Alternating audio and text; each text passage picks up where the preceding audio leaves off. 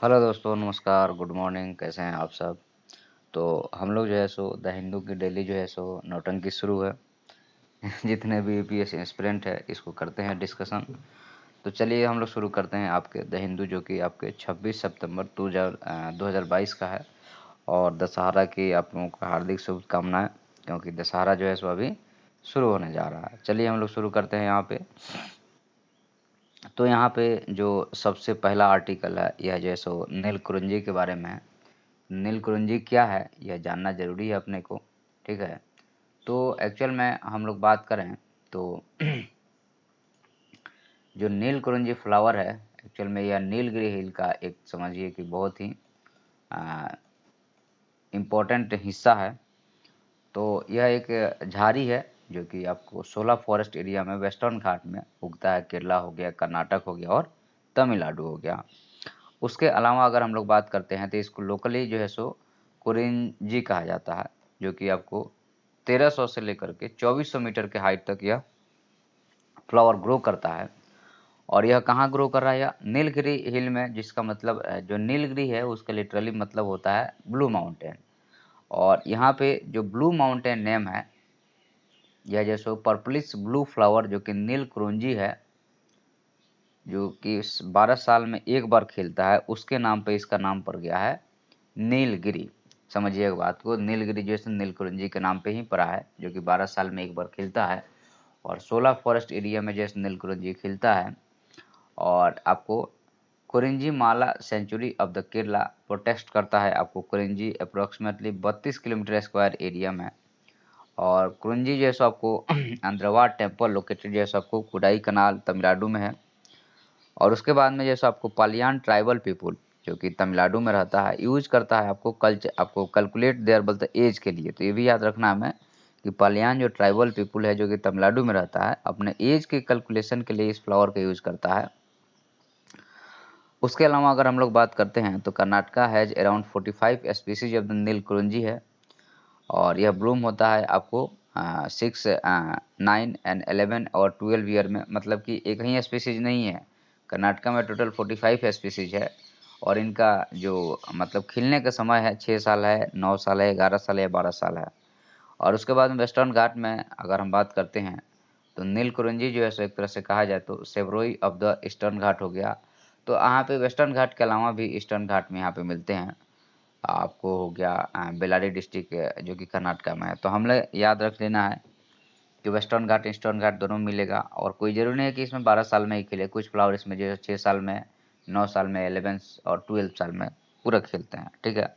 दूसरा हमारा आर्टिकल है, यहाँ पे हमारे एस जयशंकर सागर जो है सो आपको लौट आए हैं। तो इनका जो कहना है कि अगर हम लोग अभी कहें कि यूनाइटेड नेशन सिक्योरिटी काउंसिल में हमें वीटो का राइट मिल जाएगा तो ये जल्दीबाजी होगा अकॉर्डिंग टू इनके हिसाब से। लेकिन हाँ, इनका कहना है कि हम लोग जो है सो कैंपेन बहुत ज़बरदस्त कर रहे हैं, हम लोग मेहनत कर रहे हैं और इसका पॉजिटिव परिणाम निकलना चाहिए।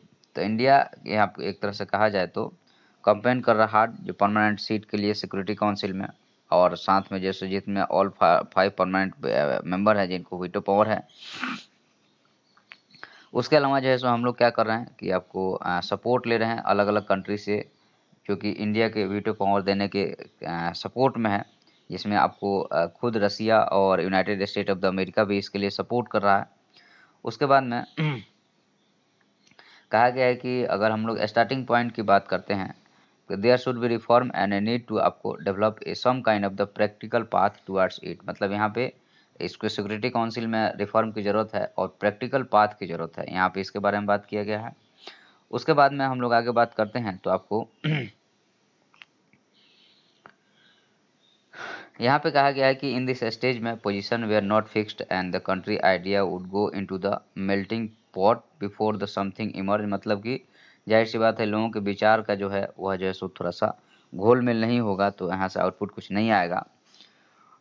उसके बाद यहाँ पे क्या कहा गया है कि नेगोशिएशन वगैरह चल रहा है कि भाई नेगोशिएशन करके हमें भी इसमें जगह दिया जाए, क्योंकि हम लोग जो है सो एक एक्टिव मेंबर हैं और साथ में फाउंडिंग मेंबर भी हैं। और यहाँ पे शिफ्ट इन मूड की बात करते हैं तो इनके हिसाब से कहना है कि growing the appreciation of the end for that. और साथ में जैसे आपको रेफरेंस दे रहे हैं, बोलते कि सिक्योरिटी काउंसिल रिफॉर्म के बारे में रिमार्किंग ड्यूरिंग द वीक और sense shift mood on the long standing issue पे। तो यहाँ पे कहा गया है कि एक मूड शिफ्ट हो रहा है और हो सकता है कि हमें यहाँ पे सफलता मिले। तो हम लोगों ने नील कुरुंजी के बारे में देख लिया, उसके बाद में सिक्योरिटी काउंसिल के बारे में देख लिया। देखिए सिक्योरिटी काउंसिल में टोटल 15 मेंबर होते हैं और 15 मेंबर में से अगर हम लोग बात करते हैं आपका, तो यूनाइटेड नेशन सिक्योरिटी काउंसिल का काम क्या है। तो यूनाइटेड नेशन सिक्योरिटी काउंसिल का काम यहाँ पे पीस और सिक्योरिटी को वर्ल्ड में मेंटेन करना है। और जब भी आपको कहीं पे पीस मिशन भेजना होता है तो यहाँ से परमिशन लेना पड़ता है या परमिशन देता है। और यूनाइटेड नेशन जो सिक्योरिटी काउंसिल जो है सो यूनाइटेड नेशन का 6 जो मेन ऑर्गन में से एक मुख्य ऑर्गन है और इसका परमानेंट हेडक्वार्टर जो है सो न्यूयॉर्क सिटी में है। और आपको चर्च हाउस आपको इस बार लोग आपको लंदन में एस्टेब्लिश्ड है।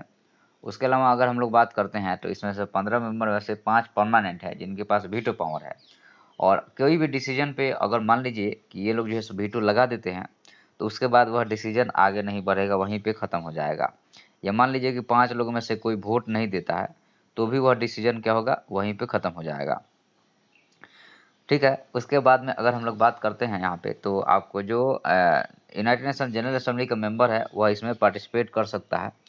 और जो 10 मेंबर हैं, 10 मेंबर को जो है सो यहाँ पे अलग-अलग जगह से लिया जाता है, आपको पूरे वर्ल्ड के कंट्री से या कहिए कि कॉन्टिनेंट से खास करके लिया जाता है। और उनका जो है सो आपको 2 साल का टेन्योर रहता है और उसमें जो है सो आपको 5 मेंबर को रिटायर किया जाता है और 5 मेंबर का चुनाव होता है। ठीक है, तो ये हम लोगों ने देख लिया आपको। अब हम लोग यहाँ पे Dussehra back in the full on the glory in the city of the palaces के बारे में बात किया गया है। देखिए थोड़ा-सा इसको हम लोग ज़्यादा नहीं देखेंगे, हल्का-फुल्का देख के आगे बढ़ेंगे क्योंकि यह जो है सो हालाँकि कल्चरल के पार्ट में ये सब चीज़ें आती है। तो यहाँ पे कहा गया है कि the city of the palace in the deck up किया गया मैसूरू आपको जो कि कर्नाटक में हो गया। मर्क्यू आपको 10 days event Dussehra is said to be the unfold on Monday और होल्ड आपको ओनली ए सिंबॉलिक सेलिब्रेशन होता है यहाँ पे। डिवाइड एनी आपको फन फेयर एमिड कोविड-19 कारण जो है सो 2020-21 में से दशहरा एक तरह से कहा जाए तो bigger and the brighter and the grander this year, मतलब अगर 2020-21 में नहीं हुए तो इस साल थोड़ा ज़्यादा अच्छे से होगा। ये हमारे लिए काम का नहीं है, हमारे लिए काम का है कि यहाँ पे क्या कहा गया है, टूरिज्म एलोन जो आपको जनरेट करता है 80,000 आपको डायरेक्ट जॉब मैसूरू में और साथ में जैसे सराउंडिंग रीजन में। तो देखिए हमारे लिए क्या है कि जो ये सब इवेंट्स रहते हैं, ये सब इवेंट्स क्या करते हैं कि आपको रोज़गार जनरेट करते हैं लोकल लेवल पे। तो एक तरह से कहा जाए तो रिलीजन भी जैसे इकोनॉमी का एक पार्ट है, या कहिए कि इकोनॉमी में रिलीजन का एक बहुत इंपॉर्टेंस है। और कल्चरल आपको अगर मान लीजिए कि कल्चरल डेवलपमेंट हो रहा है, तो कहीं न कहीं जाकर के क्या होता है कि आपको वह जो है सो इकोनॉमी से कोरिलेट कर जाता है और मैन का लाइवलीहुड चलाने के लिए इकोनॉमी बहुत ज़्यादा ज़रूरी है। तो उसके बारे में जो है सो यहाँ पे बात किया गया है। आगे बढ़ते हैं हम लोग और नेक्स्ट अपने न्यूज़ की तरफ बढ़ते हैं। हमें वही न्यूज़ को कवर करना है जो हमारे काम का है। द हिंदू में बहुत सारे न्यूज़ हैं जो कि आप सब नहीं पढ़ेंगे, जो आपको एग्ज़ाम ओरिएंटेड है, जिससे आपका एग्ज़ाम में क्वेश्चन बनता है। हम लोग उसी को देखेंगे, बाकी किसी चीज़ को हम लोग नहीं देखेंगे। तो कम टाइम में बेहतर आउटपुट के लिए हम लोगों को ये काम करना पड़ेगा, नहीं तो पूरा न्यूज़ पढ़ने बैठ जाइएगा तो आप 10 घंटा लगा लीजिएगा। ठीक है, और यह काम हमें 30-32 या 1 घंटे या डेढ़ घंटे, मैक्सिमम डेढ़ घंटे से ज़्यादा नहीं होना चाहिए।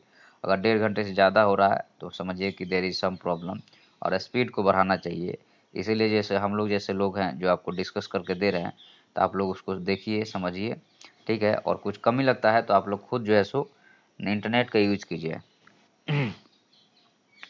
अब देखिए यहाँ पे कहा गया है कि आपको नंबर ऑफ़ जो स्ट्रे डॉग्स हैं, जो कि स्ट्रीट पे हैं, तो मान लीजिए उनकी संख्या बढ़ेगी तो ज़ाहिर-सी बात है कि वह परेशान करेंगे, लोगों को काटेंगे और रेबीज़ फैलेगा। अभी जो है सो ऐसा बहुत सारा केस जो है सो केरला में देखने को मिल रहा है और वहाँ पे एक बच्ची को रेबी वैक्सीन लगाया गया था, उसके बावजूद भी वो बच्ची मर गई। तो एक लोग में डर है, तो डर के कारण लोग जो है सो वहाँ पे मार रहे हैं डॉग्स को, जो कि एक अच्छी बात भी नहीं है क्योंकि ये हमारे पेट्स रहे हैं। और स्टार्टिंग पॉइंट की बात किया जाए, ह्यूमन जब डेवलपमेंट सभ्यता का डेवलपमेंट होता है, उस समय अगर हम लोग देखते हैं, डॉग हमारे साथ था। तो आज हमारे साथ में क्या दिक्कत आ रही है कि हम लोग जो है सो देखिए हम लोग माइंड हमारा जो है ना रिलीजन और कल्चर के हिसाब से सेट है। और कहिए कि आपकी मेमोरी जो है ना उसी के अकॉर्डिंग काम करती है। तो जब मेमोरी उसी के अकॉर्डिंग काम करती है तो आपका जो है सो दिमाग नहीं चलता है और जब दिमाग नहीं चलेगा तो एक बहुत बड़ी समस्या हो जाती है। तो इस चीज़ को हमें रोकना बहुत ज़्यादा ज़रूरी है। तो आप देखिए कि आप जो है सो ज़रा कभी गौर कीजिएगा कि आप कभी जानवर को रोटी खिलाने जाते हैं तो आप क्या करते हैं? गाय को खिलाते हैं, कुत्ते को भगाते हैं। जबकि स्टार्टिंग पॉइंट में यह आपको साथ में था और आज भी आपके साथ में है।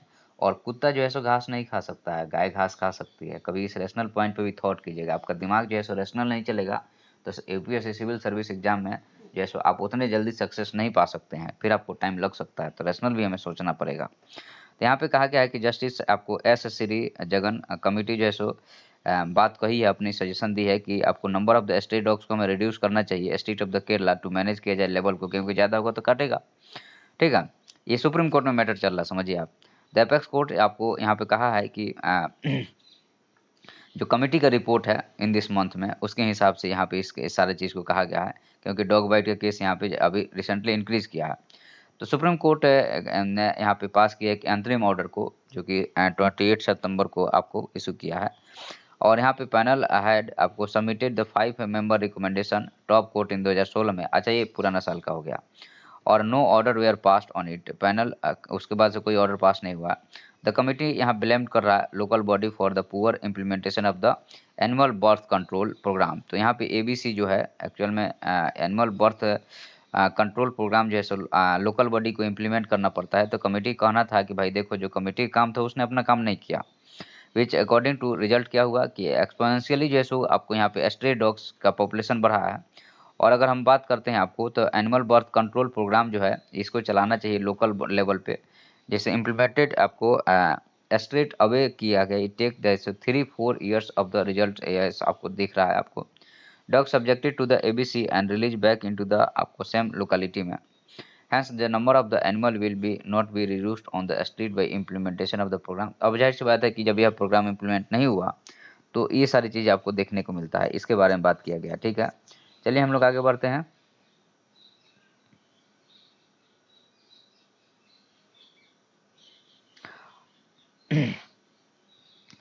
तो यहाँ पे दूसरा है कि पंजाब के गवर्नर हैं वह एग्री हो गए हैं कि हम समन बुलाने मतलब हाउस को सेशन बुलाने वाले हैं।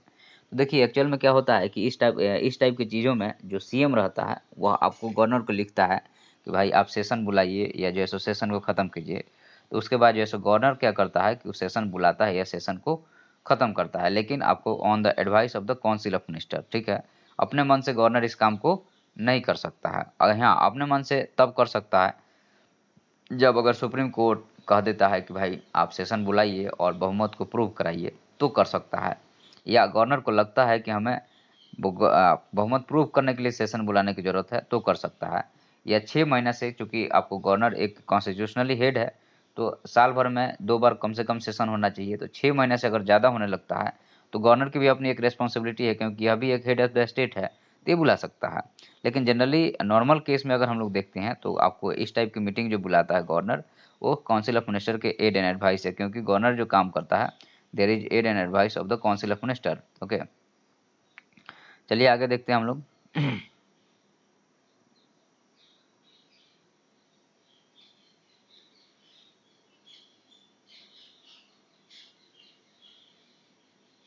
अब देखिए यहाँ पे अभी एनआईए का रेड जो है सो पीएफआई के कार्यालय पर लगातार हो रहा है। तो यहाँ पे वो लोग जो है सो बीजेपी के कार्यालय पर लगातार अटैक कर रहे हैं। ये हमारे लिए काम की नहीं है। हमारे लिए काम की क्या चीज़ है? पहला चीज़ है कि threat of the national security, जो कि पेपर 3 में आता है। उसके अलावा जो है सो पेपर 2 में यह जो पीएफआई बना है, यह कॉन्स्टिट्यूशनली राइट है या रॉन्ग है, और डेमोक्रेटिक हमारा जो कॉन्स्टिट्यूशन है वह क्या कहता है, ये हमारे लिए इम्पोर्टेंट है। तो चलिए हम लोग यहाँ पे देखते हैं आपको।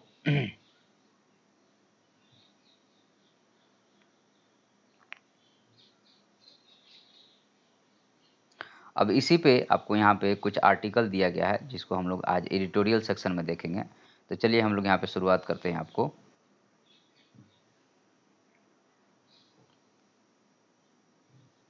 तो यहाँ पे वायलेंट फ्रंट के बारे में, द पीएफआई इन्वोक करता है constitution and the engage in the violence at the same time. देखिए आपको सितंबर 22 को नेशनल इन्वेस्टिगेशन एजेंसी ने लगभग जो है सो आपको अरेस्ट करता है 100 लीडर्स को activity and radical Islamic outfit के हिसाब से, जिसको आपको पॉपुलर फ्रंट ऑफ इंडिया, जिसको पीएफआई कहा गया है। और रेड्स करता है इनके 15 स्टेट में। तो पीएफआई क्लेम करता है कि यह एक न्यू सोशल मूवमेंट है, बट इट आपको रियोट्रिक एंड साथ में activities having left little doubt about your true nature. तो यहाँ पे कहा गया है कि भाई तुम जो मूवमेंट के बारे में बात कर रहे हो कि हमारा मूवमेंट एक सोशल मूवमेंट है, लेकिन यहाँ पे अभी भी इंटरनल रूप से देखा जाए तो आप जैसे दूसरे तरीके से काम कर रहे हैं। लेटेस्ट जो है सो आपको demonstration of the violent and the threatening the character was seen the next day after the red के बाद में जो है सो हड़ताल और सारा चीज़ हुआ। पीएफआई कंटिन्यूअसली जैसे इन्वोक करता है कॉन्स्टिट्यूशन को, डेमोक्रेटिक वैल्यू को and the rule of law को, but all that cannot be आपको camouflage the violence of the action and speech enlist in the Kerala last week. अब यहाँ पे देखिए एक्चुअल में क्या है कि जो आप डेमोन्स्ट्रेशन कर रहे हो आपकी राइट है, हड़ताल कर रहे हो आपकी राइट है, लेकिन रूल को हाथ में लेना आपकी राइट नहीं है। उसके लिए कोर्ट सिस्टम बना है। हालांकि कोर्ट सिस्टम भी कॉन्स्टिट्यूशन के आड़ में काम करता है और उसका फ़ायदा उठाता है, या कहिए कि उसको कॉन्स्टिट्यूशन के आड़ में अपने आप को शहंशाह समझता है, जो कि सही नहीं है। तो खैर वो एक अलग मैटर है।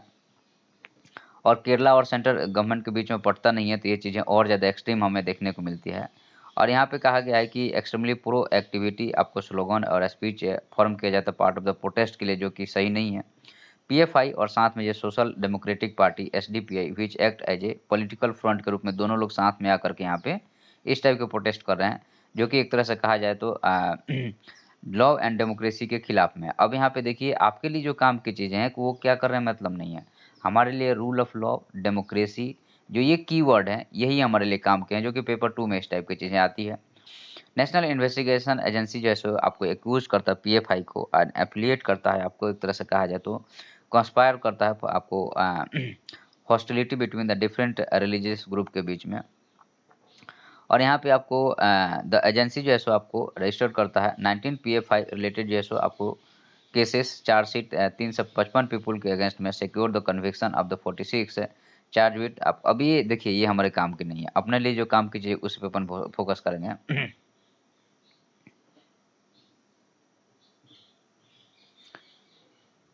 अब ये देखिए उनकी इंटरनल न्यूज़ है। हमारे लिए अब यहाँ पे 2 चीज़ें हैं, एक तो आपको डेमोक्रेसी, तो डेमोक्रेसी में आपका रूल ऑफ लॉ आता है, और दूसरा चीज़ है इक्वालिटी आती है, और आपको जस्टिस आता है, तो ये हो गया। उसके बाद दूसरा चीज़ हमारे पास में रहेगा यहाँ पे, वह रहेगा एनआईए के बारे में कि एनआईए क्या है, क्योंकि रेड यही डाल रही है, इस साल बहुत न्यूज़ में है। तो हो सकता है कि आने वाले टाइम में हमें हमसे पूछ लिया जाए यूपीएससी में, बताइए एनआईए से रिलेटेड क्वेश्चन पूछ लिया जाए, तो हमें इसके बारे में थोड़ी-सी अपने आप को तैयार करनी चाहिए। तो इसको नेशनल इन्वेस्टिगेशन एजेंसी कहा जाता है। पहली पॉइंट तो यहाँ पे यह ध्यान रख लीजिए कि this is called as the national investigation agency. और यह जो सो आपको ministry of the home affairs जो है सो इसको हेड करते हैं। और इसके बाद जो है सो नेशनल इन्वेस्टिगेशन एजेंसी जो है सो आपको इन्वेस्टिगेशन के लिए काम करता है। उसके बाद में एनआईए के बारे में कहें तो आपको counter terrorism law enforcement agency है यह। और यह जो है सो भारत की सिक्योरिटी, इंटीग्रिटी और सॉवरेनिटी को मेंटेन करने का काम करता है। उसके अलावा अगर हम लोग यहाँ पे बात करते हैं तो आपको वहाँ जो है सो अदर नेशन में भी हम लोग काम करते हैं, जो कि हमारे फ्रेंडली रिलेशन वाले हैं। स्मगलिंग ऑफ आर्म्स हो गया, ड्रग्स हो गया, एंड फेक इंडियन करेंसी और इन्फिल्ट्रेशन अक्रॉस द बॉर्डर के थ्रू होता है, तो हम लोग इसको रोकने की कोशिश करते हैं, या एनआईए इसको रोकता है। उसके लिए यह एक स्टैट्यूटरी बॉडी है, जो कि आपको पार्लियामेंट के द्वारा बनाया गया है। और इसको जो है सो 2008 का जो अटैक होता है उसके बाद में हम लोगों ने जैसे इसको कंस्ट्रक्ट किया है, क्योंकि हम लोग जहाँ पे भी इस टाइप की चीज़ें होती है तो एनआईए वहाँ पे एक्टिव हो जाता है। और यहाँ पे जैसे इसका हेडक्वार्टर दिल्ली में हो गया, 26/11 के मुंबई अटैक के बाद में इसको बनाया गया था। और यूनियन होम मिनिस्टर उस टाइम पे पी चिदम्बरम थे, इंट्रोड्यूस किए थे नेशनल इन्वेस्टिगेशन एजेंसी बिल को 2008 में, और 2009 में यह फंक्शन में आ गया, और अभी भी जैसो यह जैसो फंक्शन में है। अब इसके जुरिडिक्शन के हम लोग देखते हैं तो ऑपरेट होता है आपको होल इंडिया में है, मतलब कि कोई इसको रोक नहीं सकता है। और या जो अगर इंडियन के सिटीजन आउटसाइड में है तो वहाँ पे भी यह एक्टिव है, यह काम कर सकता है। पर्सन जो सर्विस से गवर्नमेंट में है कहीं भी रहे उसके ऊपर यह काम कर सकता है। पर्सन जो शिप या एयरक्राफ्ट रजिस्टर इन इंडिया में है तो वहाँ पे अप्लाई हो सकता है, ठीक है। अब यहाँ पे आपको ऑफेंसेस क्या क्या है, तो आपको एक्सप्लोसिव सब्सटेंस रिलेटेड कोई हो गया, एटॉमिक एनर्जी एक्ट हो गया, अनलॉफुल एक्टिविटी आपको यूएपीए हो गया, एंटी हाईजैकिंग एक्ट हो गया, सप्रेशन ऑफ द आपको unlawful act against the safety of the civil aviation act हो गया, सार्क कन्वेंशन के हिसाब से हो गया, सप्रेशन ऑफ द। अब यहाँ पे देखिए सार्क कन्वेंशन जो है सो suppression of the terrorism act हो गया। अब लोग क्या करेंगे कि सार्क कन्वेंशन जब आ जाएगा ना, यूपीएससी ऐसे ही गेम खेलता है आपके साथ में, तो लोग छोड़ के आ जाएँगे कि अरे यार नहीं ऐसा नहीं होगा, लेकिन बाद में आके फँस जाएँगे। तो ये सब भी हमें ध्यान रखना है। उसके बाद में हमें suppression of the unlawful act against the safety of the maritime navigation, और जो साथ में फिक्स्ड प्लेटफ़ॉर्म हो गया। उसके अलावा weapons of the mass destruction हो गया, जो बहुत सारे लोगों को आपको इम्पैक्ट कर सकता है। उसके अलावा जैसे इन्फॉर्मेशन टेक्नोलॉजी एक्ट होगा, narcotic drugs and the psychotropic substance act हो गया, इसमें भी एनआईए एक्टिव होता है। उसके बाद में अगर हम बात करते हैं यहाँ पे, तो स्टेट गवर्नमेंट में सेक्शन 6 ऑफ द एक्ट कहता है कि स्टेट गवर्नमेंट कैन रेफर कर सकता है केसेस, अपने केसेस को, कि आपको एनआईए उसको इन्वेस्टिगेट करे अगर उसको लगता है तो, ठीक है, रिक्वेस्ट भी कर सकता है। सेंट्रल गवर्नमेंट यहाँ पे क्या करेगा, तो इंडिया जैसे व्हेन सेंट्रल गवर्नमेंट अपनी ओपिनियन करता है, schedule offence has been committed किया जाता है, तो यहाँ पे किया जा सकता है, या सू मोटो भी एनआईए आ सकता है। आउटसाइड इंडिया में सेंट्रल गवर्नमेंट जो है सो अगर इस टाइप की चीज़ें देखता है, वो एनआईए को बोलता है कि आप इसको इन्वेस्टिगेट कीजिए। उसके अलावा अगर हम लोग बात करते हैं तो आपको प्रोसिक्यूशन जो होता है वो यूएपीए आपको 1976 के तहत में होता है। उसके बाद में यूएपीए बेस्ड जैसे रिपोर्ट जैसे अथॉरिटी कंस्टिट्यूट करता है 45(2) जो कि यूएपीए एक्ट हो गया। इसमें लेफ्ट विंग एक्सट्रीमिज्म को भी इसमें चीज़ें आ जाती है, ठीक है। इसके लिए एनआईए का स्पेशल कोर्ट है जो कि आपको फास्ट ट्रैक कोर्ट है, जो कि फास्ट वे में डिलीवर करता है जजमेंट को, ठीक है। जुडिक्शन ऑफ द स्पेशल कोर्ट की बात करते हैं तो आपको so code of the criminal procedure 1973 के तहत में यह काम करता है। और सुप्रीम कोर्ट केसेस जो पेंडिंग है वो एनआईए कोर्ट को यहाँ पे ट्रांसफ़र भी कर दिया जाता है, इसके बारे में है, ठीक है। और आपको यहाँ पे कहा जाए तो रिसेंटली जो है सो इसमें अमेंडमेंट किया गया है, इसमें ऐड किया गया ह्यूमन ट्रैफिकिंग को भी आज के डेट में ऐड किया गया है। काउंटरफेक करेंसी या बैंक नोट जो कि गलत तरीके से लोग छापते हैं, उस पर भी आपको आजकल एनआईए काम कर रहा है। साइबर टेररिज्म पे काम कर रहा है। और offences under explosive substance act 1908 के तहत भी यहाँ पे इसको नया अमेंडमेंट करके, और ये सब चीज़ें जो है सो ये 5 चीज़ें किसको, एनआईए को दे दिया गया है। अब यहाँ पे स्पेशल कोर्ट 2008 में आपको कॉन्स्टिट्यूट किया गया स्पेशल कोर्ट, ताकि फास्ट वे में इसके हो सके। और 2019 में अमेंडमेंट अलाउ करता है आपको central government to designate the session court as a special court. Session court का मतलब क्या होता है कि जो डिस्ट्रिक्ट जज है वो अगर क्रिमिनल केसेस को देखता है तो उसको सेशन कोर्ट कहा जाता है, ओके। अब हम लोग आगे बढ़ते हैं और अपने नेक्स्ट एडिटोरियल पे आते हैं। तो हम लोगों ने यहाँ पे देख लिया कि एनआईए क्या कर रहा है यहाँ पे। अब हम लोग यहाँ पे आते हैं, देखिए, तो सॉफ्ट पावर जैसे न्यू रेस एवरी कंट्री के लिए वांट्स टू विन। तो यहाँ पे सॉफ्ट पावर के बारे में बात किया गया है। तो सबसे पहले आपको ये समझना पड़ेगा कि देखिए सॉफ्ट पावर होता क्या है, और दूसरा चीज़ यहाँ पे यह समझना पड़ेगा कि सॉफ्ट पावर का रोल क्या है इकोनॉमी में, कल्चर में। तो देखिए सॉफ्ट पावर का कहने का मतलब यहाँ पे यह है कि हमारा जो है सो कल्चर है, कल्चर हो गया और एजुकेशन हो गया, इसको हम लोग अगर एक्सपांड करते हैं तो ये जो सॉफ्ट पावर होता है, या कहिए कि अगर हम अपने कल्चरली जो है सो अपने बारे में, जैसे वसुधैव कुटुंबकम के हम लोग बात करते हैं, भारत देश में बात होती है, नमस्कार चमत्कार की बात होती है, आप योगा, या आपको हो गया मेडिटेशन। आज के डेट में योगा जो है सो आपको योग दिवस के रूप में पूरे वर्ल्ड में मनाया जा रहा है। उसके बाद अपने जो है सो अपने सॉफ्ट पावर है, जैसे हम लोग जैसे इंटरनेशनल सोलर अलायंस हम लोगों ने लेके आए। तो इस टाइप की चीज़ें जो है सो वर्ल्ड में हमारी एक इमेज को क्लियर इमेज बनाती है, और यह शो करता है कि हम लोग जो है सो एक राइट विंग के लोग हैं। और इसको लिखने वाले जो सो अभिषेक श्रीवास्तव जी हैं, जो कि असिस्टेंट प्रोफेसर हैं डिप्लोमेसी एंड द डिसआर्मामेंट के, आपको central international politics organisation and disarmament school international study जो जेएनयू के हैं। अब देखिए सबसे बड़ी चीज़ है कि आप देखिएगा द हिंदू में या किसी भी आपको जो करंट के इशू को ही ये लोग हाईलाइट करते हैं, आपके लिए क्या है। तो ये जैसे इंटरनेशनल ऑर्डर हो गया, इंटरनेशनल आपको सॉफ्ट पावर हो गया, या आपको आईआर में आता है, इंटरनेशनल रिलेशन जो कि पेपर 2 में आता है। और बहुत ज़्यादा होगा तो कोरिलेट थोड़ा सा जो है सो आपको कंटेम्प्रोरी से करेंगे तो पेपर 1 और पेपर 3 से हो जाएगा, या जो है सो पेपर 4 में इथिक्स से रिलेटेड अगर इस टाइप की कुछ चीज़ लिख रहे हैं तो आप लिख सकते हैं। तो थोड़ा सा होशियारी से आप लोग पढ़िएगा कि मतलब कि समय मिले। और दूसरा चीज़ है कि ऐसा नहीं है कि वही चीज़ रिपीट हो रहा है डेली के पागलों की तरह जो काम कर रहे हैं, रैशनल टाइप के थॉट नहीं लेके काम करेंगे तो आपको चीज़ें रिपीट होती जाएगी, क्योंकि हर दिन कुछ नया आ रहा है। तो इंटरनेशनल रिलेशन के लिए अलग से एक कॉपी बनाइए, उसमें जो है सो देखिए कि सॉफ्ट पावर के लिए आपने कौन-कौन सी नोट्स बनाए, कौन-कौन से पॉइंट को ऐड किए हैं, और एक बार हमारा यह सुन लीजिए और इसमें से फिर कुछ चीज़ों को ऐड कर दीजिए। पूरा आर्टिकल को अलग से डिस्कस करने बैठेंगे तो बहुत टाइम लग जाएगा, और दूसरा चीज़ है कि आपके लिए भी उसको मेंटेन करना बहुत मुश्किल रहेगा। देखिए, तो हम लोग अब इसको चलिए डिस्कस करते हैं। तो जो आपका सॉफ्ट पावर की हम लोग बात करते हैं, तो यहाँ पे सॉफ्ट पावर की बात करने का मतलब क्या है? कल्चर है। यह एक पॉलिटिकल आइडिया है या पॉलिसी है, या कहिए कि आपका जो है सो जो मिलिट्री आपको एग्जीबिशन है, या हम लोग मिलिट्री चीज़ों को दिखा रहे हैं, उससे अच्छा है कि अपने सॉफ्ट पावर को ज़्यादा से ज़्यादा करें, ठीक है? तो आप याद हो तो एंशिएंट इंडिया में हम लोग अशोकन के बारे में पढ़ते हैं, तो अशोक पहले एग्रेसिव रहता है, मतलब मिलिट्री पावर रहता है, और बाद में रिलीजन ही जो है सो रिलीजन के थ्रू जो है सो वर्ल्ड को कंकर करने की कोशिश करता है, यह सॉफ्ट पावर है। तो सॉफ्ट पावर से आप बेहतर तरीके से चीज़ों को डील कर सकते हैं as comparison to the hard power. Hard power में लोग आपकी बात को डर से मानेंगे, और सॉफ्ट पावर में लोग आपकी बात को बाई हार्ट एक्सेप्ट करेंगे।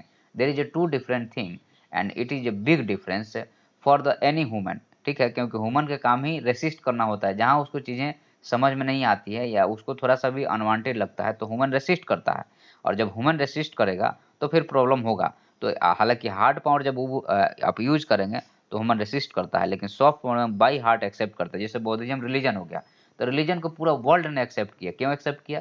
क्योंकि ये एक सॉफ्ट पावर है, यह राइट वे में अप्रोच है, यह रॉन्ग अप्रोच नहीं है।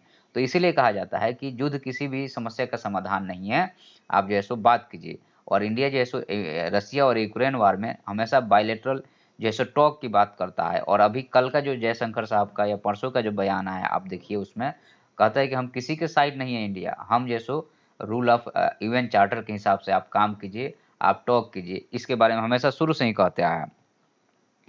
अब यहाँ पे कहा क्या है कि this is now been reflected the increase the interest specially by the आपको smaller nation in the world में आपको investing more doing the well in the elite sports में आपको साथ में success the international sporting events. अब यहाँ पे कहा गया कि छोटे छोटे जो नेशन है वो आपको स्पोर्ट्स में अपने आप को इन्वेस्ट कर रहे हैं और उनका आउटपुट यहाँ पे देखने को भी मिल रहा है सामने से। उसके बाद में यहाँ पे कहा गया है कि आपको golden period of the Indian sports में हैव बीन बिगन जो टोक्यो ओलंपिक से और साथ में बर्मिंघम जबकि 2022 में जो कि आपको कॉमनवेल्थ गेम्स हो गया example of the good performance है। अब यहाँ पे कहा गया है क्या कि एक्चुअल में यह एक अलग एंगल से शो कर रहा है, क्योंकि अभी तक हम लोगों ने सॉफ्ट पावर में क्या देखे, रिलीजन देखे, कल्चर देखे या जो है सो हमारी जो योगा हो गया, बाकी सारी चीज़ें हो गई, हमारी पॉलिटिकल डेमोक्रेसी चीज़ें हो गई, ये सब भी सॉफ्ट पावर में ही आती है। लेकिन यहाँ पे राइटर जो है सो पहली बार स्पोर्ट्स का नाम ले रहे हैं, तो यह एक अलग पॉइंट ऑफ व्यू देता है। बाकी आपने सॉफ्ट पावर का नोट्स बनाया होगा, उसमें इसका भी एक एंगल जोड़िए कि भाई स्पोर्ट्स भी है, तो ताकि आपके आंसर में डाइवर्सिटी आए। बाकी यहाँ पे नीरज चोपड़ा और बाकी लोगों के बारे में बात किया गया है।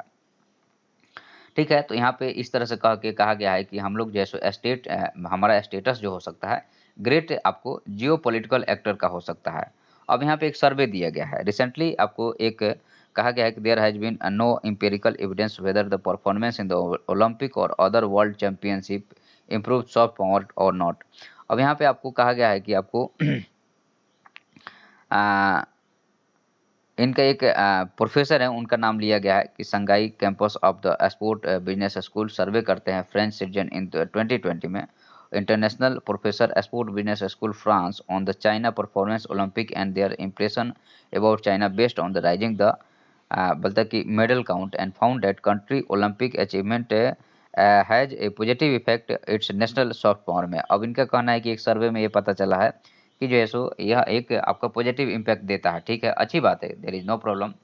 डेफ़िनेटली यह जो है सो अच्छी बात है। उसके बाद हम लोग आगे बढ़ते हैं, तो यहाँ पे कहा गया है कि यह ह्यूमन राइट को आपको रिकॉर्ड करता है और स्टैंडिंग ऑफ इट्स बोलता है कि माइनॉरिटी एंड मतलब कि इसमें जैसो यह एक ह्यूमन राइट या कहिए ह्यूमन से रिलेटेड चीज़ें हैं, तो ह्यूमन राइट को प्रमोट कर रहा है और माइनॉरिटी को भी यहाँ पे अगर ले आते हैं, तो वो भी प्रमोट हो रही है। ठीक है, which does not result positive perception of the China. But यहाँ पे एक चीज़ है कि जो आपको माइनॉरिटी या कहिए कि अगर आप कोरिया से भी मान लीजिए नॉर्थ कोरिया से कोई बढ़िया आदमी अगर खेलता है या रसिया से कोई बढ़िया आदमी खेलता है, इसका यह मतलब नहीं हुआ, यहाँ राइटर का कहना है कि परसेप्शन नहीं बदलता है। हाँ, मतलब एक बढ़िया इमेज ज़रूर आएगा। अब हमें इतना ज़्यादा लफड़ा नहीं करना है कि ये सब चीज़ को लेके हम लिखने बैठ जाएँ। हमें कुछ पॉइंट को एक्सट्रैक्ट करना है, जैसे स्पोर्ट्स के क्या पॉइंट हैं, राइटर जो दे रहे हैं, बस उसी को अपने को ध्यान में रखना है अपने को यहाँ पे। तो यहाँ पे क्या किया गया है कि पॉजिटिव परसेप्शन ऑफ चाइना और for matter even the Russia और North Korea. It is very difficult for this आपको कंट्री टू बिल्ड आपको ब्रांडिंग फॉर देमसेल्फ और मतलब इनके लिए काफ़ी मुश्किल है ब्रांड करना अपने आप को। As India is democratic country है, जबकि ये सब लोग डेमोक्रेटिक नहीं है। तो इनका कहना है कि इनके पास में मतलब अच्छा परसेप्शन बनना चाहिए, लेकिन बन नहीं रहा। रीज़न क्या है? क्योंकि ये लोग डेमोक्रेटिक नहीं है और हम लोग कैसे हैं? हम लोग तो डेमोक्रेटिक हैं, तो हमारा अच्छा परसेप्शन बनेगा और हम लोग ह्यूमन राइट में काम भी कर रहे हैं, पीस कीपिंग में भी काम कर रहे हैं लगातार। तो इन लोगों का नहीं बना, लेकिन अगर हम लोग थोड़ा-सा भी इसमें काम करते हैं, तो वर्ल्ड में हमारा एक अच्छा इमेज बनेगा, ठीक है? चाइना यूज़ करता है आपको security in elites sports build people to people relation with the other country के साथ में। फॉर एग्जांपल के लिए athletes from the African country बोलते हैं कि such as the Madagascar are trend. अब यहाँ पे क्या है कि चाइना क्या कर रहा है कि वो अपना एक ब्रांड बनाया है। ब्रांड बना करके अब माडागास्कर के लोगों को ट्रेंड कर रहा है कि मैं तुम्हारे यहाँ से भी लोगों को ट्रेंड करके और तुम्हें भी मेडल मिल सकता है। तो ये एक सॉफ्ट पावर का पार्ट हो गया। इससे क्या होगा, आपको एक रिलेशन दूसरे कंट्री के साथ बिल्ड हो गया, वह उसका एलाई बन सकता है, उसके साथ में इकोनॉमिक डील हो सकती है। तो यहाँ पे how to use the sports to creating the economy और making the soft power in the world, यहाँ पे इस चीज़ को जैसे लेखक शो करने की कोशिश कर रहा है। उसके बाद में दूसरी बात यहाँ पे एक आपको यह पॉजिटिव इम्पैक्ट डाल रहा है, दे दीजिए आपको also China memorandum of the understanding MOU with the country such as the Kenya के साथ में चाइनीज मतलब रनर्स का ट्रेन किया जाता है केन्या एथलीट के साथ में। और उसके बाद में यहाँ पे और यहाँ पे अब इंडिया को क्रिटिसाइज कर रहे हैं राइटर कि इंडिया जो है सो टर्टवाइज लाइक वॉक कर रहा है, जबकि हमें और तेजी से चलना चाहिए। इंडिया मेडल जो है सो आपको tally in the Tokyo Olympics games में 7 रहा, विच मोस्ट आपको आपको डेकोरेटेड ओलंपिक गेम्स था इंडियन हिस्ट्री के लिए, बट देयर इज नो बोलता है hiding the fact that India has one of the world poorest population to medal आपको रेशियो में, मतलब पॉपुलेशन और मेडल रेशियो कहा जाए तो पुअरेस्ट है, क्योंकि हम लोग जो है सो अब चाइना को भी पछाड़ने वाले हैं, तो हमें जनसंख्या पे कंट्रोल पे काम करना चाहिए। तो यहाँ पे आर्टिकल वगैरह के बारे में मेंशन किया गया है, तो यहाँ पे 35 मेडल ओलंपिक सिंस द 19 से अभी तक आया है, 1.3 बिलियन प्लस हमारा पॉपुलेशन है। तो ये राइटर अब क्रिटिसाइज करे, उधर हम लोग बहुत ज़्यादा क्रिटिसिज्म में नहीं जाना है, ज़्यादा क्रिटिसिज्म यूपीएससी में लिखिएगा तो मामला गड़बड़ हो जाएगा। सितंबर 2014 में ministry of the sports in launch किया है आपको टारगेट ओलंपिक पोडियम स्कीम, जो टीओपीएस कहा गया, improve the performance at the Olympic और साथ में पारा ओलंपिक में एक्स्ट्रा मॉनेटरी असिस्टेंस ट्रेनिंग, ये सारा चीज़ किया गया। ठीक है, 2016 में नीति आयोग ने रिपोर्ट दिया came up with 20 point plan for improve the Indian Olympic performance में। तो नीति आयोग एक थिंक टैंक है, तो इस टाइप के वह अपना रिपोर्ट देते रहता है, तो उसने दिया।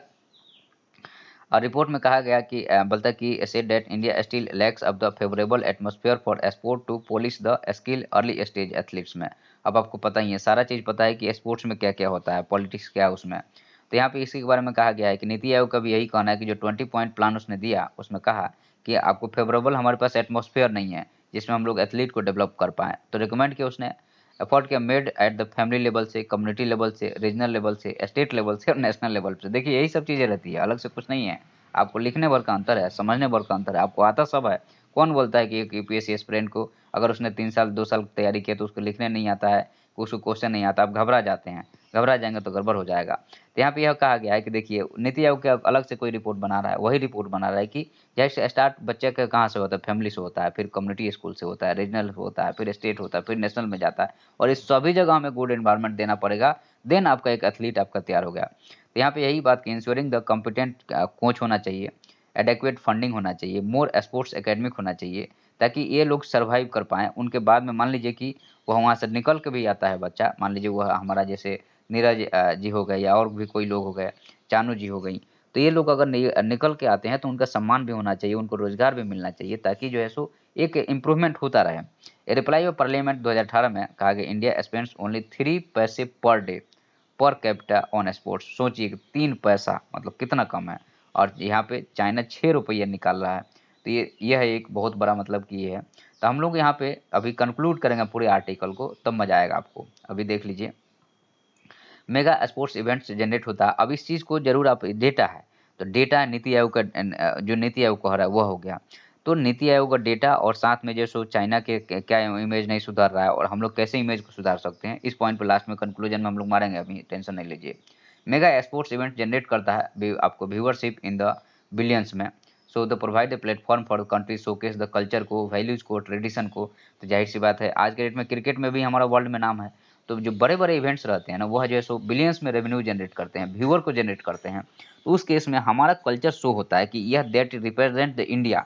अगर हारता है तो अरे यार इंडिया तो ऐसे ही हार गया, तो इस टाइप की चीज़ें रहती है। International Olympic Committee OIC claim करता है Tokyo Olympic games was the watcher 3.05 billion people. तो ये कितनी बड़ी बात है, 74% ऑफ द डिजिटल व्यूअर थे रायो 2016 में। तो यह प्रूव करता है कि there is a great opportunity for India to use such events as a platform to enhance the soft power and realise the cultural heritage. The government must also आपको यहाँ पे मूव क्विकली सेपरेट पॉलिटिकल मतलब politics from the sports में, मतलब जो अंदर चल रहा है उसको अलग करो भाई, वो सब काम का नहीं है। अब हम लोग मार्चिंग फॉरवर्ड में देखते हैं, here are some recommendation Indian government increase करे। अब देखिए जो आपके पॉजिटिव लगता है उसी को यहाँ लिखिएगा, सब मत लिखिएगा, क्योंकि ये लोग कुछ नेगेटिव भी देते हैं, कुछ सही भी नहीं रहता है। तो अपने एग्जाम ओरिएंटेड चीज़ें हम लोग को पढ़ना है। पहला इसमें इंडिया शुड जैसो आपको कंक्रीट फ्रेमिंग एमओयू नेशन के साथ बनाए दैट एक्सेल द आपको स्पेसिफिक स्पोर्ट में हम लोग आगे बढ़ सके। एम मतलब कि हमें दूसरे स्पोर्ट, जहाँ पे मान लीजिए कि अमेरिका में यह स्पोर्ट अच्छा है या चाइना में यह स्पोर्ट अच्छा है, तो उसके साथ एमओयू साइन हो, उनके साथ हम लोग ट्रेन करें ताकि हम लोग आगे बढ़ पाएँ। पहला चीज़, फॉर एग्जाम्पल के लिए ऑस्ट्रेलिया यूनाइटेड किंगडम असिस्ट कर सकता है स्विमिंग में, मतलब वही बात जो हम आपको बोल रहे हैं वही चीज़ ये बोल रहे हैं। ठीक है, सेकंड आपको टीओपीएस है जो कि यहाँ पे इंडिया में चलाया जा रहा है। China also had the similar scheme है। डेमोन्स्ट्रेट करता focusing on the few sports which आपको beneficial for country such as the India. तो उसमें से हम लोग को फोकस करना चाहिए पूरे मतलब कि ब्रॉड बेस पे नहीं जाना चाहिए। हमें कुछ स्पोर्ट्स पे फोकस करना चाहिए जो कि मेडल ओरिएंटेड है और आसानी से जैसे आपको आपको जावलिंग हो गया, आपको ये सारी चीज़ें हो गई। उसके बाद थर्ड पॉइंट इनका कहना है कि private investment needs to be the harnessed. अब हर चीज़ को इंडिया ही नहीं खर्च करे। हमारे यहाँ इंडियन लोगों का एक मूड रहता है कि सरकार करेगी तो करेंगे, नहीं तो नहीं करेंगे। यह मूड जो है सो इसी कारण बर्बादी हो रही है। जैसे यूपीएससी है, तो यूपीएससी में सिर्फ आप तैयारी करेंगे और एक आपको कम से कम साइड बाय साइड एक स्किल भी सीखते जाना है, क्योंकि यहाँ पे 100% ज़रूरत नहीं है कि आपकी सिलेक्शन हो जाए। उस केस में और एक माइंड मेकअप करके चलिए कि नहीं भी होता है तो हम इधर कर लेंगे, नहीं तो लोग जैसे एकदम पूरी ज़िंदगी खपा देते हैं। तो इसके बाद में आपको बेटर कन्फर्म आपको जैसे प्राइवेट इन्वेस्टमेंट होगा तो कंट्री हमारा जैसे बेटर परफॉर्मेंस कर सकता है और ह्यूज मार्केट हम लोग यहाँ पे प्राइवेट प्लेयर के लिए आपको इन्वेस्टमेंट के लिए इंक्रीज कर सकते हैं और पब्लिक प्राइवेट पार्टनरशिप होना चाहिए। देखिए यहाँ पे पूरा स्पोर्ट्स का एक एंगल दिया गया है कि हमें कल्चरली अगर हमें अपने आप को वर्ल्ड में कनेक्ट करना है तो आपको या कहिए कि सॉफ्ट डिप्लोमेसी में स्पोर्ट का एक एंगल है, यह बहुत अच्छा है। और यहाँ पे जो इंडिया की पॉजिटिव और नेगेटिव और चाइना की पॉजिटिव और नेगेटिव की जो बातें की गई है वह स्पष्ट किया गया है और इंडिया के पास एडवांटेज है, बस इंडिया थोड़ा ध्यान दे। अपना हमारे पास टैलेंट भी है, तो इंडिया अगर ध्यान दे तो यहाँ पे मैटर को हम लोग कंक्लूड कर सकते हैं और हमें अच्छा आउटपुट मिल सकता है। ठीक है, तो ये हम लोगों ने इसको डिस्कस किया। अब हम लोग आते हैं अपने नेक्स्ट जो आर्टिकल है उसके तरफ बढ़ते हैं। तो नेक्स्ट आर्टिकल क्या है?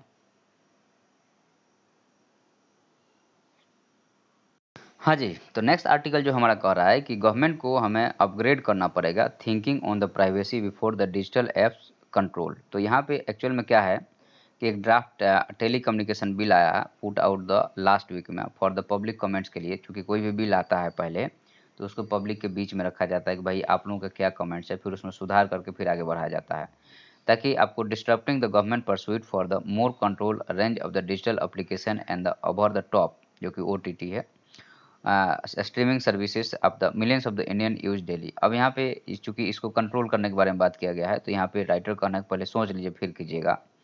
तो यहाँ पे कहा गया है कि आपको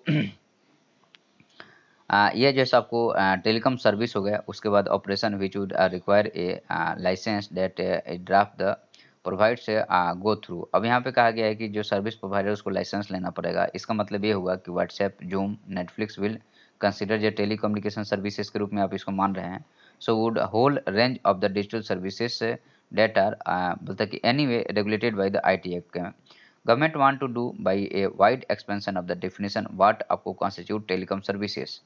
new definition in the includes किया जाता है everything from the broadcasting services to आपको इलेक्ट्रॉनिक मेल हो गया, फ्रॉम द वॉइस मेल हो गया, वीडियो हो गया, डेटा कम्युनिकेशन हो गया, इंटरनेट आपको ब्रॉडबैंड सर्विसेज होगा, ओवर द टॉप हो गया, ये सब चीज़ हो गया यहाँ पे। ठीक है, तो गवर्नमेंट नो बोलता है कि मैं नोटिफाई द सेपरेटली अलग अलग कर सकती है। अब it is all well to state the government has बोलता है कि done and that country requires a new legal framework and not existing one that is the based on the Indian Telegraph Act 1885 के उसको यहाँ सुधार करने के बारे में बात है, deal with the realities of the 21st century का। तो 1885 का जो एक्ट है वह पुराना हो चुका है तो इसको सुधारने की भी जरूरत है। और ये आप it is not just technology that evolve over the century but also the democratic society में आपको नेचर कल्चर हर चीज़ चेंज हुआ है, राइट प्राइवेसी और ट्रांसपेरेंसी भी है। तो आपको no long ago highest court in the country acknowledge किया कि citizen right to privacy fundamental है जो कि आपको राइट टू लाइफ में आता है। ड्राफ्ट हाउएवर आपको डिसअपॉइंट करता है अबव द आपको अकाउंट्स पे, मतलब कि ये जो सो जो ऊपर की जितनी बातें कही गई है उसके अगेंस्ट में है। अकॉर्डिंग टू फॉर इंस्टांस मान लीजिए government has power to prevent करता है message from the being transmitted on the occurrence of the any public emergency और interest of the public safety case में अगर रोकता है तो यह एक समस्या हो सकती है। यह रोकने के बारे में उसके बाद दूसरा क्लॉज के यहाँ पे ड्राफ्ट में बिल रिक्वायर्स करता है एंटिटी डेट बिन आपको ग्रांटेड ए लाइसेंस टू आपको unequally identify the person to whom आपको प्रोवाइड द सर्विसेज। और एक लाइसेंस लेना हो गया, वो भी एक मतलब कि हमारा राइट टू बिजनेस या फ्रीडम ऑफ बिजनेस के अगेंस्ट में है। ये सिमिलर क्लॉज बोलता है कि अंडर IT एक्ट में ब्रॉट लास्ट ईयर में लाया गया था रिक्वायरिंग द मैसेज ऐप्स के लिए enable the identification of the first originator. Information कहाँ से आया, जबकि जो बोलता है कि चैलेंज इन द कोर्ट में किया गया है। इसके लिए बहुत बवाल भी पिछले साल हुआ था ताकि हम लोग जो है सो message the origin of the message को समझ सकें। ठीक है, अभी मोबाइल वाले में हम लोग कौन फ़ोन कर रहा है वो भी अभी जानने के बारे में बात किया गया है। There are enough valid reason to doubt whether this आपको technically possible without the breaking आपको encryption making all communication vulnerable हो सकता है। मतलब वही बात कही गई है कि यहाँ पे जो है सो प्राइवेसी को हर्ट हो सकता है। तो यहाँ पे ओवरऑल यह बात किया गया कि जो नई टेलीग्राफ एक्ट पुराना जो टेलीग्राफ 8085 का उसको सुधारने के बारे में बात किया जा रहा है। लेकिन गवर्नमेंट को बाकी सारी चीज़ों पे ध्यान रखना पड़ेगा क्योंकि आपको लाइसेंस लेना पड़ेगा और इस टाइप के सिस्टम जैसे पहले अंग्रेज़ों के ज़माने में चलता था। अब हम लोग देखते हैं ground plan for the Indian reform multilateralism. अब देखिए ऊपर वाला जो है वो अभी कहीं न कहीं आईआर से कोरिलेट कर रहा है, यह भी कहीं न कहीं आईआर से कोरिलेट कर रहा है। तो आप जो पॉइंट होगा उसको देखिएगा कि हमारे लिए चूँकि ऊपर वाला स्पोर्ट्स से था, स्पोर्ट्स एक नया पॉइंट ऑफ व्यू था, तो कोई नया पॉइंट ऑफ व्यू होगा तभी हम लोग डिस्कस करेंगे, तो नहीं करेंगे। अब Indian external affairs mister S Jaishankar visit करते हैं यूनाइटेड स्टेट में सितंबर 18 से 28-10 दिन के लिए सेट करते हैं stage for the expensive of the range of the bilateral and multilateral diplomacy by India. तो ये एक स्टेज सेट किए हैं कि इंडिया जो है सो बायलैटरल और मल्टीलेटरल डेमोक्रेसी कर सकता है। इवन एक विजिट सीख करता है यहाँ पे achieve vast list of the objective led by the Indian आपको delegation participation in the high level week आपको 77 session United Nation General Assembly का। उसके बाद में क्या होता है कि आपको परहैप्स ओनली जैसो आपको प्रेसिडेंट टू द मिनिस्टर आपको करंट 11 डे आपको तक वर्ल्ड डिप्लोमेसी 2019 से विजिट करते हैं general assembly followed the policy outreach comprising the आपको 7 think tank in the 7 days आपको वाशिंगटन डीसी में जो बातचीत होती है उसके बारे में। दिस ईयर जैसे diplomatic agenda and international setting separate it from the earlier year से मतलब इस टाइप थोड़ा सा डबल के आपको जो डिप्लोमेटिक एजेंडा है और इंटरनेशनल सीटिंग है वो दोनों अलग अलग है मतलब थोड़ा सा क्योंकि अभी स्थिति उतना सही नहीं चल रहा वर्ल्ड अफेयर्स में अगर देखा जाए तो। उसके अलावा जैसे एस का मीटिंग हो गया जो कि समरकंद में हुआ जिसमें हमारे प्राइम मिनिस्टर भाग लेने गए थे। अब हम लोग ओवरऑलिंग द आपको सिक्योरिटी काउंसिल के बारे में अब यहाँ पे देखिए वही सब बातें कही गई है, कोई अलग से कोई बात नहीं कही गई होगी जिसको हम लोग 4 दिन से डिस्कस करते हुए आ रहे हैं कि सिक्योरिटी काउंसिल में क्या हो रहा है क्या नहीं हो रहा है, ठीक है। और उसके बाद में जो है सो यहाँ पे अब हम लोग थोड़ा फोकस के देख लेते हैं क्योंकि जब वही बात रिपीट है तो अपने को रिपीट करने की जरूरत नहीं है। इंडिया जैसे एम्फेसिस करता है आपको री इन्वोग्रेटेड द मल्टीलेटरलिज्म कॉन्सिडेंस को कि आपको क्रिटिकल जैसो juncture and even led multilateralism को जस्ट आपको बर्डन शेयरिंग होनी चाहिए इंटीग्रल और इन्वॉल्विंग द मल्टीलिज्म। अब बात सब वही कही गई है, कोई नई बात इसमें नहीं है। और बाकी जैसे कैरिकम हो गया और साथ में आईएसबीए हो गया जो कि आपको सपोर्ट और अपोज के जो इंडिया के सिक्योरिटी काउंसिल में मेंबर के लिए सपोर्ट और अपोज करता है उसके बारे में बात की है, तो कोई अलग से उसमें बात नहीं किया गया है। उसके बाद में आपको यहाँ पे कहा गया है कि इंडिया को चाहिए आपको न्यूरो डाइवर्स आपको वर्कशॉप वर्क प्लेस, यह क्या है ये थोड़ा सा देखते हैं आप लोग। लास्ट ए फ्यू ईयर्स में बोलते हैं कि word such the inclusion and साथ में diversity has assumed importance in the vocabulary में ये मैं आपको ये जो मैडम है सीईओ हैं आपको ग्रेट प्लेस टू वर्क का एक एनजीओ होगा उसका, ठीक है। 2019 में जैसो वैकेंसी स्टडी रिवील करता है कंपनी बोलते with the gender disparity where just 25% more likely to be above the average आपको बोलते कि प्रॉफिटेबिलिटी एंड जो है सो आपको वाइल दोज हु आपको ethnic diversity out rival their आपको कंपटीटर बाय द 36%। अब यहाँ पे जो वुमेन और डाइवर्सिटी के बारे में बात किया गया है और वुमेन की कितना पार्टिसिपेशन है उसके बारे में बात किया जा रहा है यहाँ पे। वर्क प्लेस डाइवर्सिटी आपको इक्विटी इंक्लूजन 2021 अब ये एक रिपोर्ट दे रहे हैं जो कि प्राइवेट का है, तो प्राइवेट वालों को ज़्यादा रिपोर्ट हम लोग नहीं लेते हैं, एग्जाम में कम मेंशन करना चाहिए क्योंकि वह प्राइवेट प्राइवेट होता है और यहाँ पे एग्जामिनर सेपरेट एक्सेप्ट कर रहा है रिजेक्ट कर रहा है उसके ऊपर डिपेंड करता है। व्हाट इज द आपको न्यूरो डाइवर्सिटी क्या है इसके बारे में बात किया जा रहा है। आप देखिए ये नया एक टर्म है, जरा इसको देखते हैं हम। Neurodiversity is the workplace refer करता है including people with the neurodivergent condition such as the बोलते हैं अटेंशन डेफिसिट या द हाइपर एक्टिविटी डिसऑर्डर या कहिए कि आपको ऑटिज्म या स्पेक्ट्रम डिसऑर्डर डायलेक्सिया या बोलते हैं कि प्रेक्सिया या जैसे आपको ये कुछ आपको बोलते हैं कि एस्पेंजर्स आपको सिंड्रोम हो गया। उसके बाद में बोलते हैं कि हार्वर्ड हेल्थ पब्लिशिंग बोलते हैं पब्लिशिंग डिफाइन करता है न्यूरो डाइवर्सिटी। अच्छा ये न्यूरो ऑर्डर से मतलब कि न्यूरॉन से रिलेटेड होगा नोशन एवरी पर्सन बोलते हैं कि इंटरेक्ट या एक्सपीरियंस देयर बोलते हैं सराउंडिंग आपको डिफरेंटली मतलब कि जो सराउंडिंग है उसमें अलग तरीके से बिहेव करना है, न्यूरो डाइवर्सिटी के बारे में बात हो गया। अच्छा ये वर्ड समझिएगा कि आपके जो शरीर में जो न्यूरॉन्स है तो अगर उसकी भिन्नता के कारण जो है सो आप अलग अलग मतलब एक ही इन्वायरमेंट को अलग पब्लिक जो है सो अलग तरीके से रिएक्ट करेगा उसके बारे में बात किया गया यहाँ पे। ठीक है, तो ये क्लियर होना चाहिए वर्ड, नहीं तो मामला आपका गड़बड़ हो सकता है। अकॉर्डिंग टू द रिपोर्ट जो है सो nearly 2 million people in India suffer from the neurological and the developmental disorder and are there is आपको इंडेफिनिट बोलते हैं कि आपको ऑटिस्टिक हो गया, ठीक है। तो यहाँ पे इसके बारे में बात किया गया है। यह एक बीमारी है एक तरह से कहा जाए तो। अंदर स्टडी जैसे आपको डिओलाइट के बारे में बात की गई, तो हम लोग इसमें बहुत ज़्यादा नहीं जाएंगे। मोर आपको efficient and the creative organisation आपको embracing neurodiversity enjoy the competitive edge in the several area such as the efficiency creativity and culture. अब यहाँ पे देखिए जो न्यूरो डाइवर्सिटी है ये चीज़ों को अलग तरीके से रिएक्ट करता है, तो आप जितना उसमें डाइवर्सिटी लेके आएंगे अलग तरीके से रिएक्शन होगा, तो आपका आउटपुट भी बढ़ सकता है। यहाँ पे कंपटीशन क्रिएटिविटी कल्चर ये इसी के बारे में यहाँ पे बात किया गया है, ठीक है। अब इसके बारे में कोई स्टडी पब्लिश की गई जो कि हमारे काम का नहीं है। अब यहाँ पे एडिशनली पीपल विद आपको डायलेक्सिया हैव मोर आपको रोबोस्ट स्पेशियल रीजनिंग में दे आप can think about the objects and dimension and साथ में जो है सो आपको बोलते हैं कि आपको एनालाइज कर सकते हैं object even with the limited information में। अब मान लें कि यहाँ पे एक्चुअल में क्या है कि जो डिजीज है या कहिए कि जो आपको एक्स्ट्रा कंडीशन है किसी पब्लिक का या पीपुल का, तो उसका हम लोग कैसे यूज करेंगे इसके बारे में यहाँ पे बात कर रही है मैडम, ठीक है।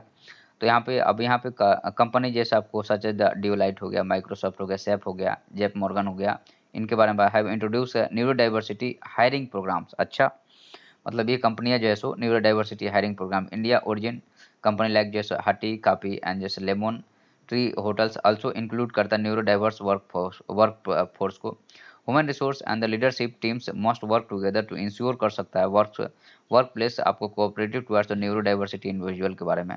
Process of the building and including cultural आपको साथ में आपको मतलब कस्टमाइजिंग इंटरव्यू हो गया, डे टू डे असिस्टेंस आपको स्पेशली एबल्ड इंडिविजुअल के लिए जो बीमारी है उसका कैसे यूज़ किया जा सकता है इसके बारे में यहाँ पे ओवरऑल बात किया। मेंटरशिप प्रोग्राम हो गया, benefits some while other might requires a professional training हो गया।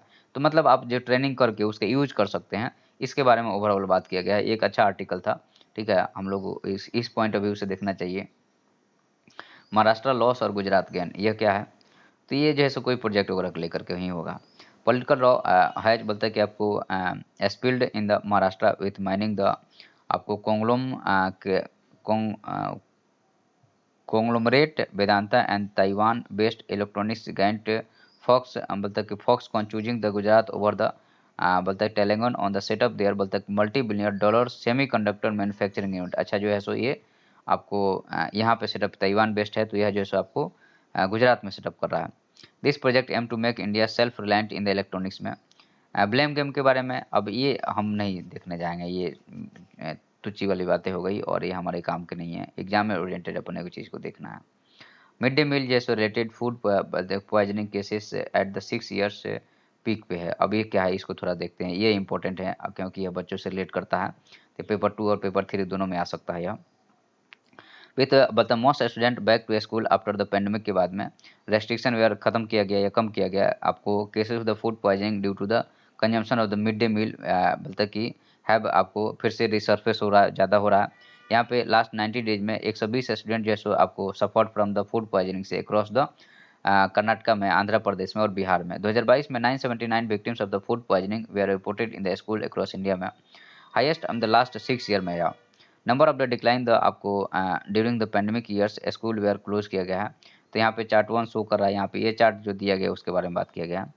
तो उसके बाद जो है सो अब यहाँ पे मिड डे मील जब लिख रहे हैं तो देखिए यहाँ पे सिंपल सी बात क्या है कि चाइल्ड एजुकेशन लिख रहे हैं या चाइल्ड पे कुछ लिख रहे हैं या ह्यूमन रिसोर्स डेवलपमेंट पे कुछ लिख रहे हैं, तो इसके बारे में लिखेंगे। तो यहाँ पे बस एक ही वर्ड है कि मिड डे मील और फूड पॉइजनिंग। आप इसमें मान लीजिए आपके पास 200 वर्ड लिखने हैं या 250 वर्ड लिखना है सपोज डेट एक पेज में, तो आप कितना लिख सकते हैं सोचिए। डाइवर्सिटी तो आपके पास है, लिखने की जगह कितना है, तो उसके हिसाब से नोट्स को तैयार करें। एक पगला जैसे नोट्स को तैयार नहीं करना है, हर चीज़ को लिखते गए नहीं, एकदम एक्यूरेट और प्रॉपर नोट्स होना चाहिए आपके पास में। तो यहाँ पे देखिए अब ये सारा चीज़ जो दिया हुआ है इसका आप कितना यूज़ करेंगे आप ज़रा सोचिए।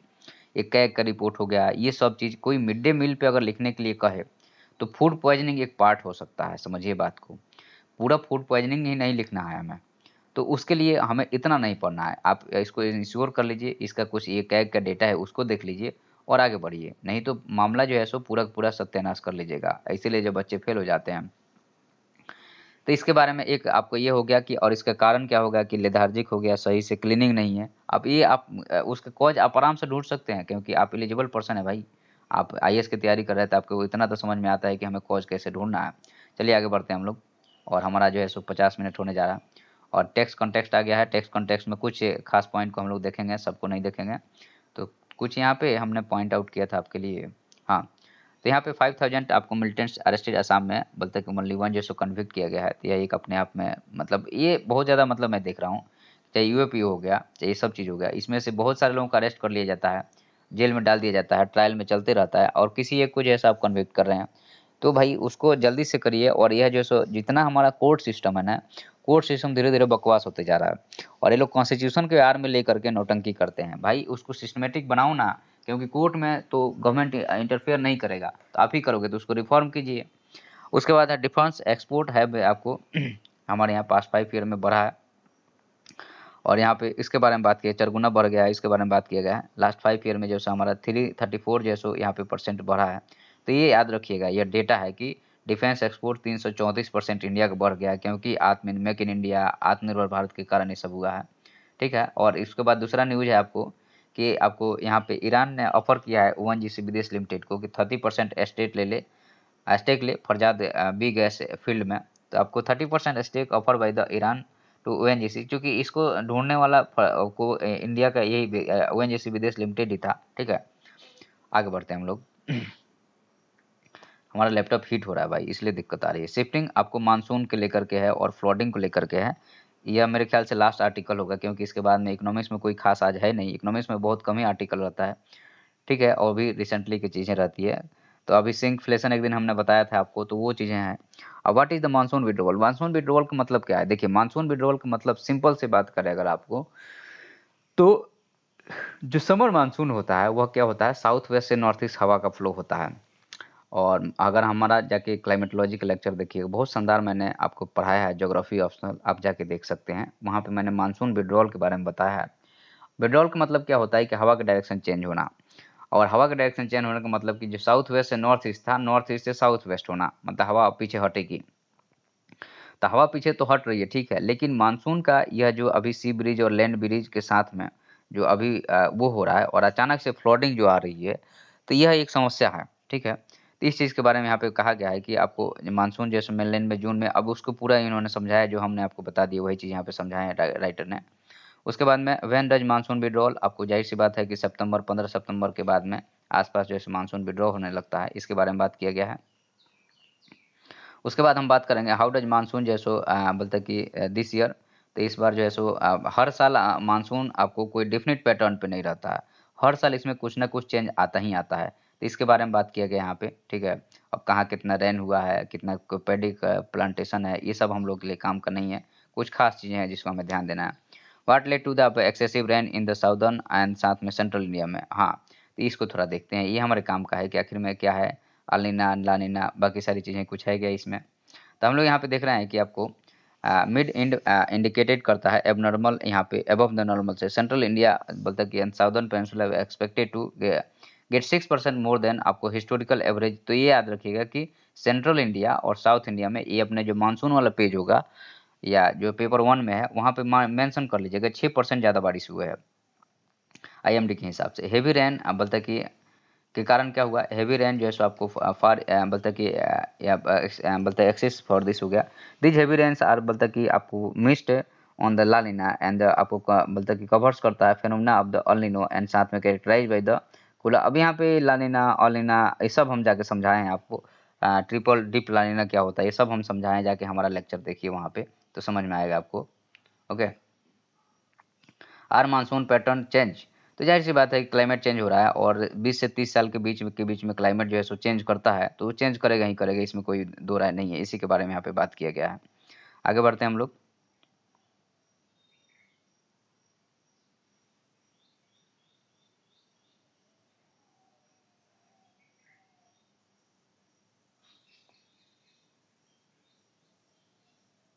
अब यहाँ पे आपको बात किया गया है कि ऑन द क्विट बोलते हैं कि quitting a call for the better work practices. Social media is now public square हो गया, वेयर द आपको to carry words prefixed with the बोलता है कि hashtag and that can make करता है difference almost instantly, while the sum of them are faded in the oblivion हो गया। Some viral and the stay longer than others, मतलब कुछ चीज़ें जैसे हैशटैग वायरल हो गए उसके बारे में। बर्नआउट क्या है? रिसेंट आपको टू वर्ड्स बोलता है कि trending in the social media, बोलता है कि आपको टिकटॉक इज आपको क्विट, आपको क्विटिंग के बाद में the phrase has generated millions view short video पे। अच्छा, ये यूट्यूब का जो शॉर्ट वीडियो और बाकी जो शॉर्ट वीडियो से के बारे में बात किया गया यहाँ पे। अब यहाँ पे क्या है कि एक डेटा दिया गया, देखिए ज़रा इसको, ट्रेंड्स क्या है, जैसे आपको कॉस्ट ऑफ द लिविंग, और इसके बाद में जैसे आपको क्लाइमेट चेंज हो गया, उसके बाद में हमें यहाँ देखने को मिलता है कि लॉन्ग आपको फाइनेंशियल फ्यूचर ये हो गया, डे टू डे आपको फाइनेंशियल ये हो गया, तो ये सारा चीज़ यहाँ पे दिया गया है, ठीक है।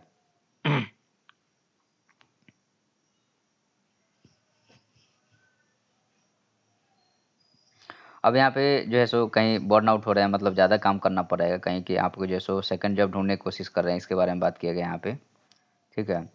और स्लो मूवमेंट जो है सो आपको न्यू ट्रेंड्स आपको resonates with the old time, slow down work to wage strikes mostly raise the labours union century ago idea come from the workers engage in the improving the working condition increasing daily wage factory and, साथ में ये जो है सो आपको industrial revolution के बाद का है। गो स्लो जो है सो idea go back late 19th century when the organise the dock workers आपको of the Glasgow and Scotland demand करते हैं 10% hikes of the wages, their demands was refuse by the owners. अब ये सब एकदम उतने भी अपने को दिमाग नहीं लगाना है, बहुत टाइम हो जाएगा आपका पेपर ऐसे पढ़ते रह जाएंगे। तो आगे बढ़ते हैं हम लोग।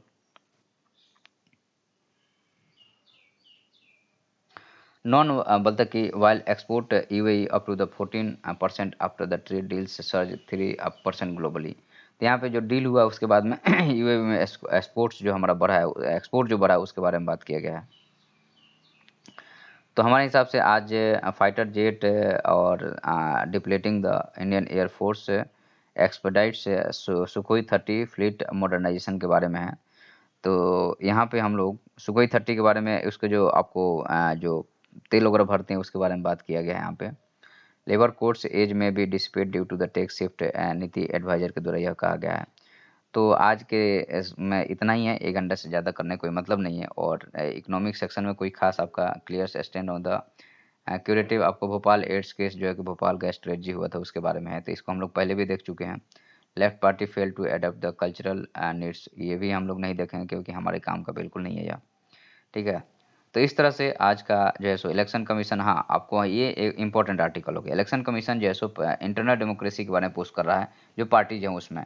ये ज़रूरी बात है, बहुत ज़्यादा ज़रूरी है। और हम लोगों ने 9th और 10th में पढ़ा था कि क्योंकि आप इंडिया में डेमोक्रेसी के बारे में बात करते हैं, पार्टी में जब डेमोक्रेसी की बात आती है तो आप कोई नहीं करता है, तो ये अच्छी बात नहीं है। तो इलेक्शन कमीशन इस पे अब ये ले रहा है, स्टेप ले रहा है, कैसे पार्टी के अंदर अब डेमोक्रेसी आए। क्योंकि जब तक पार्टी के अंदर डेमोक्रेसी नहीं आएगी तो समझिए कि आप जो है सो कितना भी बाहर से आउटफिट दिखा लें, इंटरनल डेमोक्रेसी नहीं है तो बाहर का आउटपुट किसी काम का नहीं है। तो ये होना ज़्यादा ज़्यादा ज़रूरी है, इसलिए यहाँ पे इसके बारे में बात किया गया है। अब चंडीगढ़ एयरपोर्ट का नाम जो है सो बदल करके आपको भगत सिंह एयरपोर्ट कर दिया गया है, ठीक है। उसके बाद में एन इन्वेंट्री आपको आर्मेनियन आपको properties in the city of the joy, जो है सो मेरे ख्याल से यह कलकत्ता की बात है, ठीक है, उसके बारे में बात किया गया है। तो आज इतना ही है, धन्यवाद।